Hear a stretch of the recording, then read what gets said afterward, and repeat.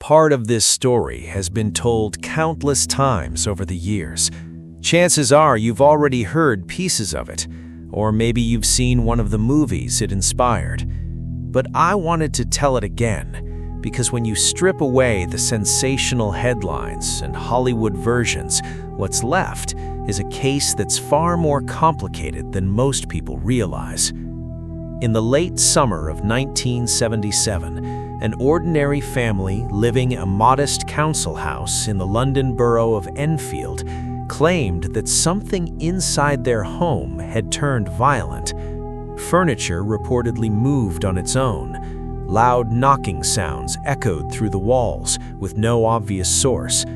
Objects were said to fly across rooms, and an 11-year-old girl became the center of events that attracted police officers, journalists, photographers, psychologists, and paranormal investigators from around the world.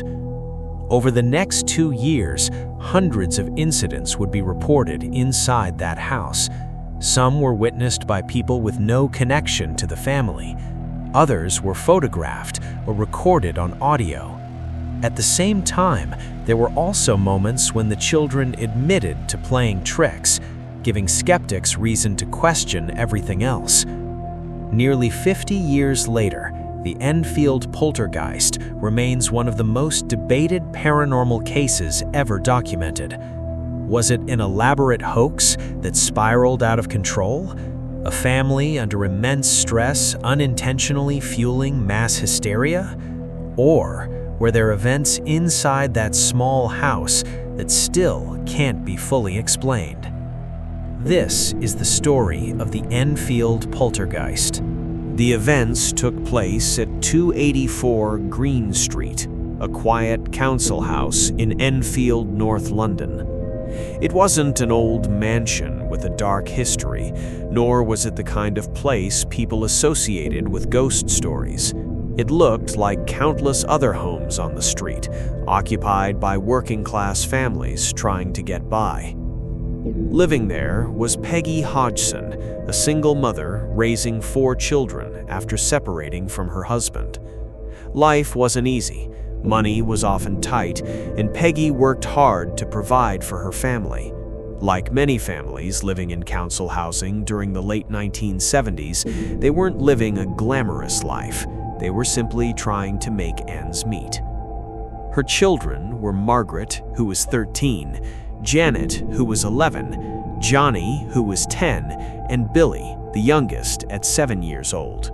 By all accounts, they were ordinary children. They argued with one another, played games, went to school, and spent their evenings much like any other family in the neighborhood.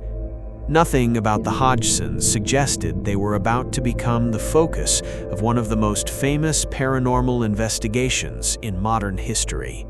That changed on the night of August 30th, 1977. According to Peggy, the evening had been completely ordinary. The children had gone upstairs to bed while she remained downstairs. A short while later, Janet and Margaret called out to their mother, saying they had heard strange knocking sounds coming from inside the bedroom they shared. At first, Peggy wasn't concerned. Old houses make noises all the time. Pipes expand, floorboards creak, and walls settle. She assumed that was all it was. But then, the girls insisted something else had happened. They claimed that a heavy chest of drawers in their room had shifted across the floor by itself. Thinking her daughters were playing a prank, Peggy walked upstairs to prove them wrong. When she entered the bedroom, she found the chest of drawers sitting away from its usual position. She pushed it back toward the wall, expecting that to be the end of it. According to Peggy, as she was still in the room, the furniture moved again. She later described trying to force it back into place, saying it felt as though something on the other side was pushing against her. Startled, she called for help. Neighbors soon arrived at the house. Some reported hearing loud knocking sounds coming from inside the walls. Others said they couldn't determine where the noises were coming from because they seemed to move throughout the house. Concerned that someone might be breaking in or hiding inside the property, Peggy contacted the police.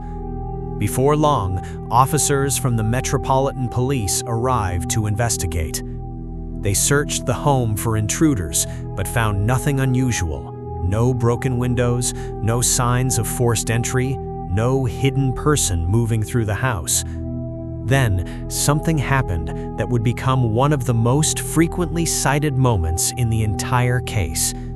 One of the officers later reported seeing a chair move several feet across the floor without anyone touching it. It wasn't a dramatic scene straight out of a horror film. The chair didn't fly across the room or slam into a wall. Instead, the officer described watching it slide across the floor on its own. She reportedly inspected the chair afterward, looking for strings, wires, or anything else that could explain what she had just witnessed. She found nothing. For the Hodgson family, that moment was significant. Until then, they could have dismissed everything as strange noises or childish imagination. But now, a police officer had documented witnessing something she couldn't immediately explain. News of the incident began spreading beyond Green Street. At first, it was little more than neighborhood gossip. Curious residents stopped by to see the house for themselves. Some hoped to witness something unusual. Others believed the family was simply looking for attention. No one could have predicted that this small council house was about to become the center of a mystery that would attract investigators from around the world and remain one of the most controversial paranormal cases ever recorded.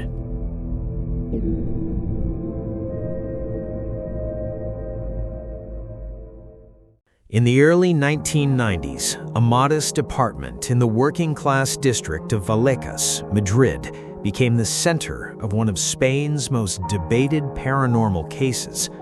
Unlike many ghost stories passed down through local legend, this one attracted national attention because police officers were eventually called to the home and their observations were recorded in an official report. More than 30 years later, believers point to that report as evidence that something extraordinary happened inside the apartment. Skeptics argue there are more ordinary explanations.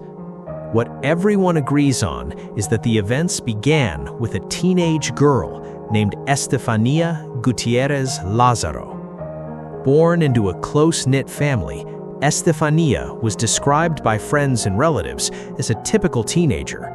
She attended school, spent time with classmates, and lived with her parents and siblings in Vallecas, a busy neighborhood on the southeastern side of Madrid. Nothing about her life suggested it would become the subject of one of Spain's most famous mysteries.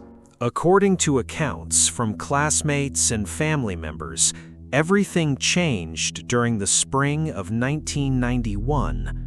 One day at school, Estefania and several friends reportedly attempted to use a Ouija board during recess. They were said to be trying to contact the spirit of a friend's deceased boyfriend.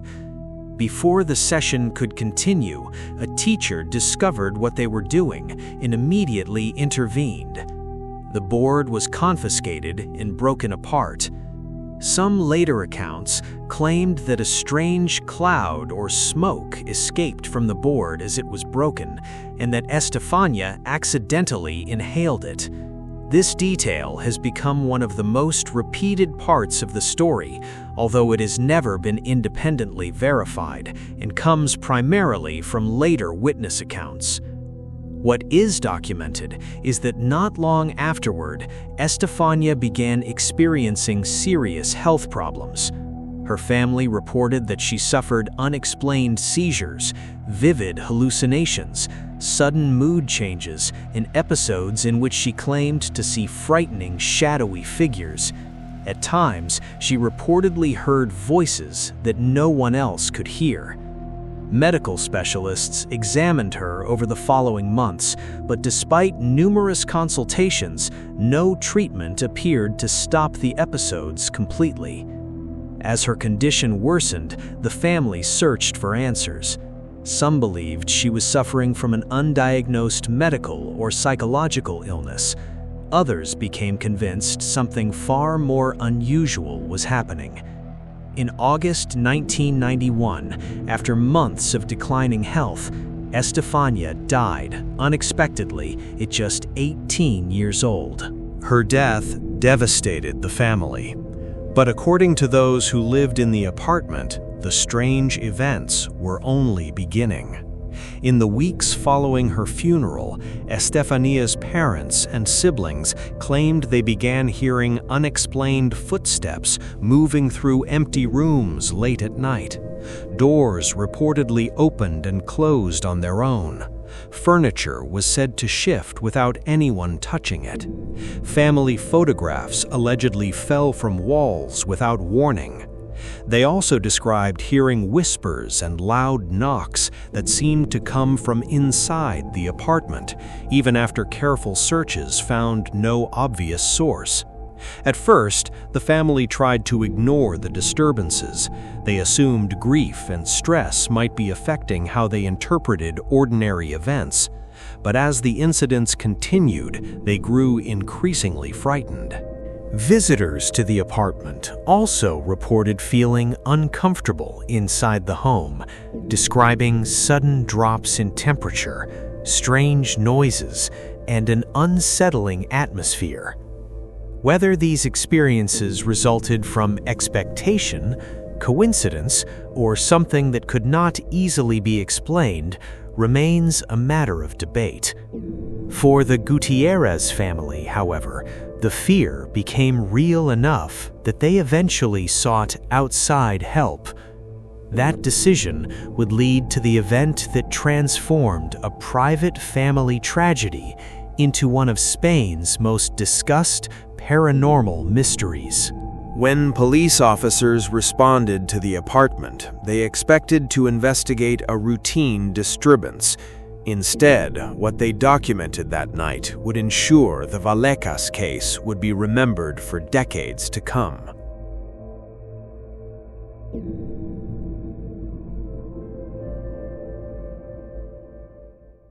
In the early 1990s, a modest apartment in the working-class district of Vallecas, Madrid, became the center of one of Spain's most debated paranormal cases.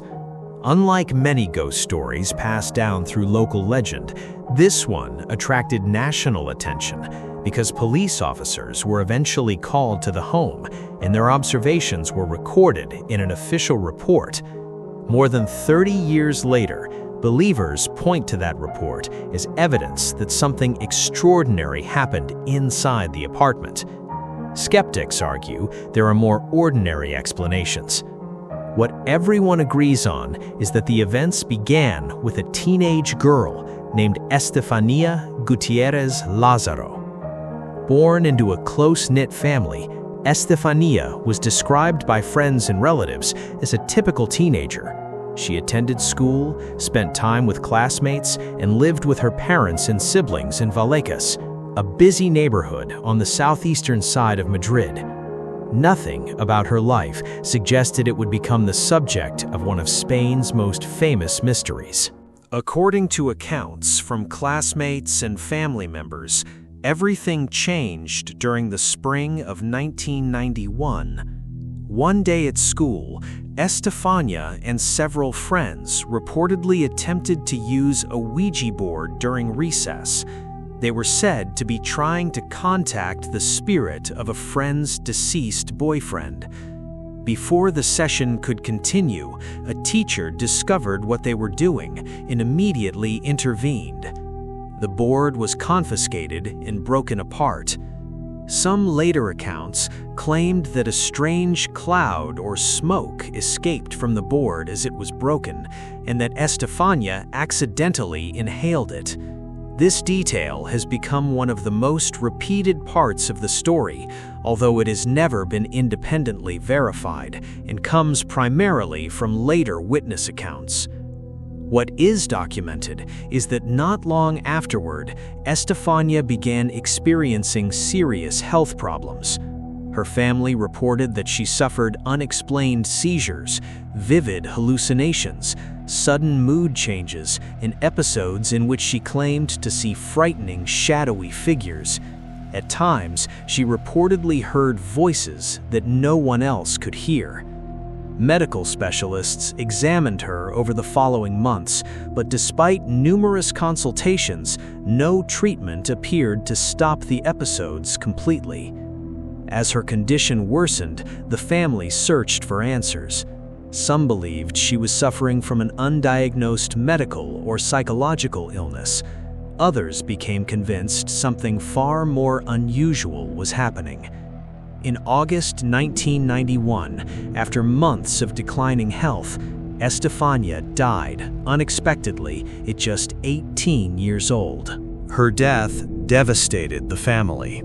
But according to those who lived in the apartment, the strange events were only beginning. In the weeks following her funeral, Estefania's parents and siblings claimed they began hearing unexplained footsteps moving through empty rooms late at night. Doors reportedly opened and closed on their own. Furniture was said to shift without anyone touching it. Family photographs allegedly fell from walls without warning. They also described hearing whispers and loud knocks that seemed to come from inside the apartment, even after careful searches found no obvious source. At first, the family tried to ignore the disturbances. They assumed grief and stress might be affecting how they interpreted ordinary events. But as the incidents continued, they grew increasingly frightened. Visitors to the apartment also reported feeling uncomfortable inside the home, describing sudden drops in temperature, strange noises, and an unsettling atmosphere. Whether these experiences resulted from expectation, coincidence, or something that could not easily be explained remains a matter of debate. For the Gutierrez family, however, the fear became real enough that they eventually sought outside help. That decision would lead to the event that transformed a private family tragedy into one of Spain's most discussed paranormal mysteries. When police officers responded to the apartment, they expected to investigate a routine disturbance. Instead, what they documented that night would ensure the Vallecas case would be remembered for decades to come.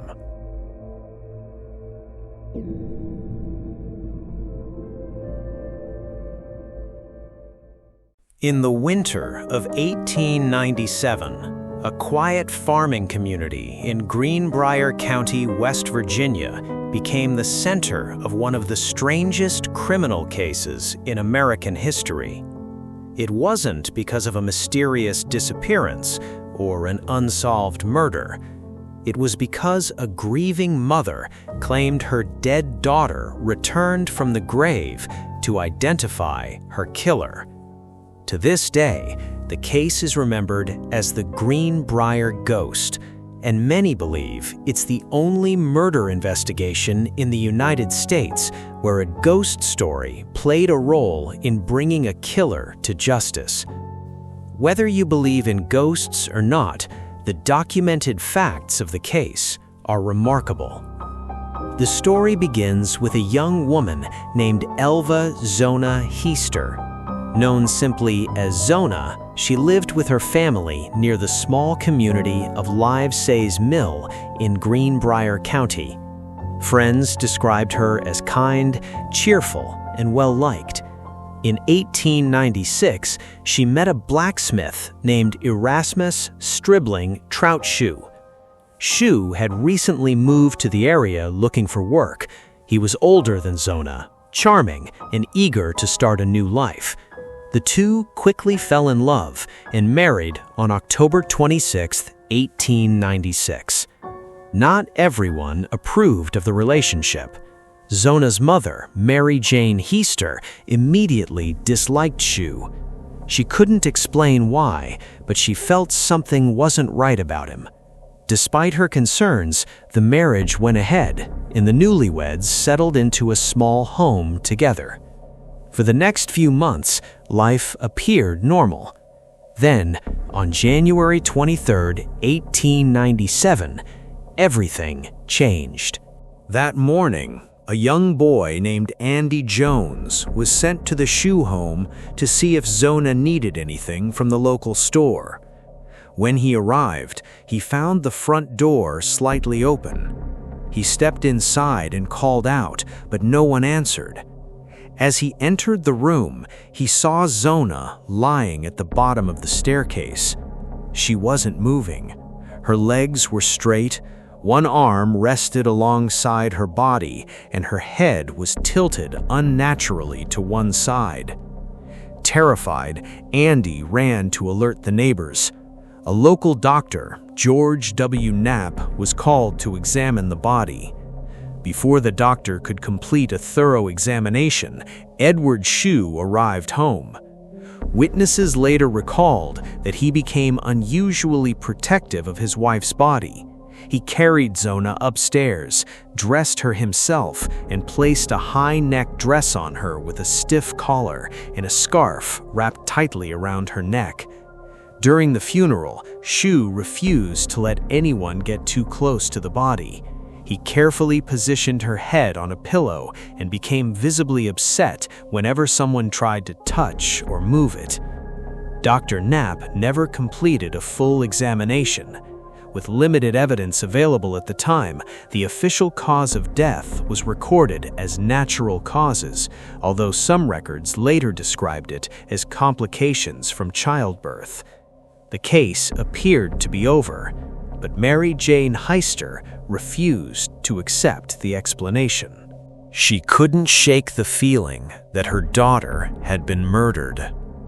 In the days following the funeral, Mary Jane later claimed something extraordinary happened. She said Zona appeared to her at night. According to Mary Jane, these visits continued for 4 consecutive nights. She claimed her daughter told her that Edward had become violent during an argument over dinner. Zona allegedly said he grabbed her by the neck and snapped it. During one of these reported visitations, Mary Jane claimed the spirit turned its head completely around to demonstrate how her neck had been broken. Convinced her daughter was telling the truth, Mary Jane went to the local prosecutor, John Alfred Preston. At first, Preston reportedly remained skeptical. Ghost stories weren't evidence. But as he listened, he realized something else bothered him. The original medical examination was unusually brief. The doctor's reports left important questions unanswered. Preston decided there was enough uncertainty to request an exhumation. Several weeks after Zona's burial, her body was removed from the grave and examined by a team of physicians. This time, they completed a full autopsy. The findings were shocking. Doctors discovered that Zona's neck had been broken. Her windpipe had been crushed, and ligaments in her neck had been torn. The injuries were consistent with manual strangulation. The death was no accident. It was officially ruled a homicide. Edward Shu was arrested and charged with murder. As investigators dug into his past, they uncovered troubling details. He had been married before. In fact, Zona had been his 3rd wife. One previous marriage had ended in divorce amid allegations of cruelty. Another wife had died under circumstances that some locals considered suspicious, although no criminal charges had ever been filed.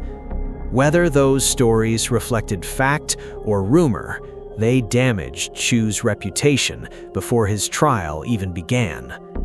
When the case reached the courtroom, prosecutors relied primarily on the medical evidence uncovered during the autopsy. The broken neck, crushed windpipe, and expert testimony formed the core of their case. But the ghost story inevitably entered the trial. During cross-examination, Shu's own attorney questioned Mary Jane about her claims that Zona's spirit had visited her. The defense hoped the jury would dismiss her as unreliable or irrational. Instead, many observers believed the questioning had the opposite effect. Mary Jane answered calmly and consistently. She never claimed the ghost itself proved the murder. She simply explained why she had insisted authorities take another look. Ultimately, the jury was instructed to consider the physical evidence, not the supernatural claims. After deliberating for just over an hour, they found Edward Shu guilty of first-degree murder. He was sentenced to life in prison. A few years later, in 1900, Edward Shu died while serving his sentence in the West Virginia Penitentiary. His conviction has never been overturned. More than a century later, the Greenbrier ghost remains one of America's most unusual criminal cases. Believers argue that Zona's spirit returned to expose her murderer when no one else would listen. Skeptics suggest Mary Jane may have noticed details at the funeral, such as Edward's unusual behavior and his insistence on covering Zona's neck, and correctly suspected what had happened. Others believe she may have used the ghost story simply to persuade authorities to reopen a case that had been closed too quickly. Whatever the truth may be, one fact is beyond dispute.